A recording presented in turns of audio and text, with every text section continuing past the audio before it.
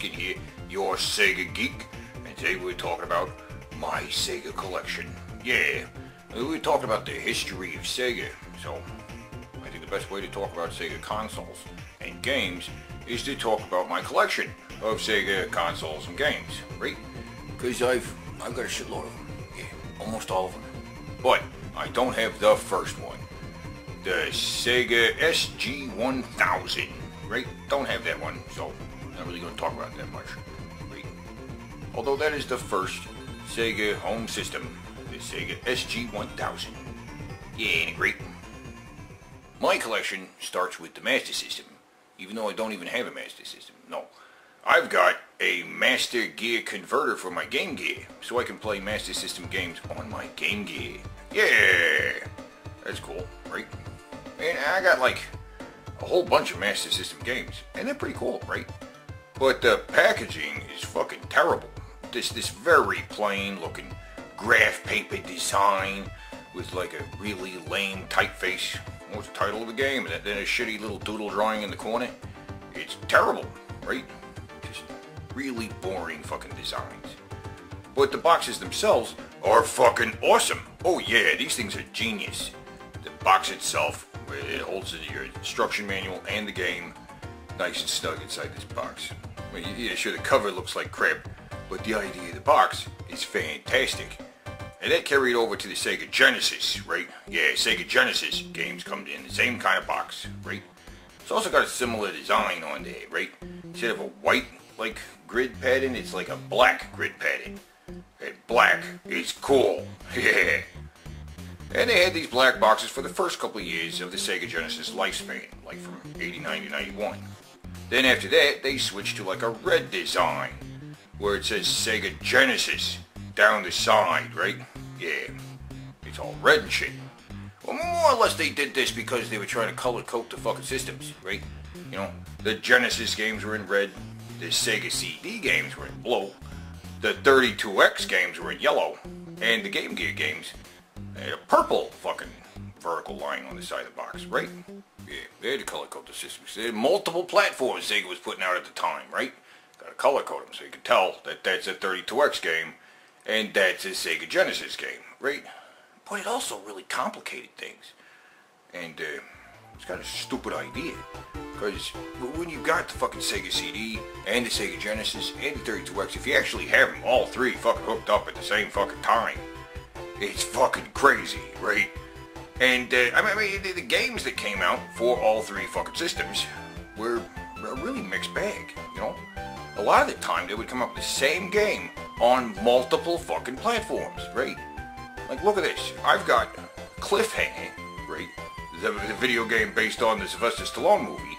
I've got two copies. I got it on the Sega Genesis and the fucking Sega CD, right? It's the same fucking game. But the version on the Sega CD is slightly better, right? It features like video cutscenes from the fucking movie. It's got better sound effects. Oh, and it's got this other level, right? A whole other level that the fucking Sega Genesis version doesn't even have. Where you're like surfboarding, I mean snowboarding, whatever the fuck's going on here, right? This level is not in the Sega Genesis version, you know? And they were doing the same thing with the Game Gear, you know? Like the same game would come out on the Game Gear and the Sega Genesis. Although obviously the version on the Sega Genesis would have better graphics than the Game Gear version, you know. Like Shakan, the Forever Man. It's a great game on the Sega Genesis, but it's not as good on the Game Gear. Because the sound effects aren't as good, the graphics aren't as good. I mean, the controls are not as good, you know. So why even bother? You know, why don't they have more fucking original games on the Game Gear? You know, I have the Game Gear and I have a shitload of games. Oh, and a lot of them are just dumbed down versions of Genesis games. But some of them are fucking great. Like the Shinobi game on Game Gear is badass, right? And Shinobi 2, that game's fucking badass. Entirely original for the Game Gear. It's fantastic. Yeah. Now I'm going to talk about some Game Gear games in the future, right? In fact, I'm probably going to talk about this game, right? Surf Ninjas, right? based on the movie Surf Ninjas. It's a video game on the Game Gear. It's crazy. I should talk about it, right? Yeah. Now, the next system we're going to talk about, though, is the fucking Sega Saturn, right? And frankly, I really just don't have that many fucking Sega Saturn games. I don't, right? And most of the games I have are actually not original games, right? See, that's not an original Sega Saturn game. That's a backup disc that I got from RetroGamer at Backups.com. Yeah! They're not original fucking Sega Saturn games, but they work on the Sega Saturn because I've got the Backup Unlock-It, right? Yeah! The Sega Saturn Backup Unlock-It actually unlocks your Sega Saturn so that you can play burned games. And all kinds of other cool stuff, right? Yeah! In fact, I only have one Sega Saturn game, a real Sega Saturn game in its original package.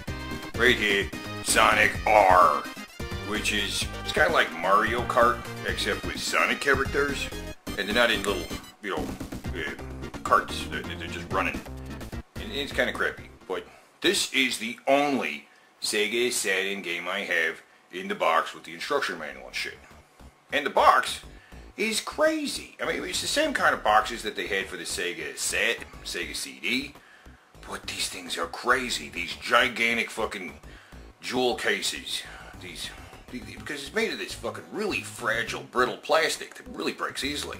Later, when they put out the Dreamcast, they were like, fuck it, and just put out their games on small CD jewel cases, just like the Dreamcast and other fucking systems. And these jewel cases are great. They're just as brittle and fragile as these bigger ones, but if they break, they're pretty easy to replace, right? Because these CD jewel cases are everywhere, you know? Yeah, that's very much my Sega collection, right? Yeah, I guess I have like, if we really did like a tally, I got like 10 Master System games, I got like 50 Game Gear games, well over 300 fucking Sega Genesis games,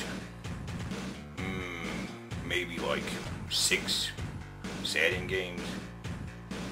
I think the fucking system I have the least number of games for has got to be the 32X, where I only really have 2 fucking games for it, right? I recently got Spider-Man Web of Fire for the 32X, but this is not actually an original fucking cartridge. Yeah, this is a backup cartridge, once again, from RetroGamer and Backups.com. Yeah, and this is fucking great. This is the only reproduction 32X game I've ever fucking seen before. And it's beautiful, right? It plays just great. In fact, I should do a video about that in the future. Hey, yeah, I'm going to be doing videos about all these fucking Sega systems, right? I'm going to talk about some Master System games, some Sega Genesis games. Yeah. Well, what do you guys fucking think I should talk about next time, right? Well, what should I do? Should I do a Master System game? Or a Game Gear game? Or what? You know, you tell me. Until fucking then, fucking keep it real.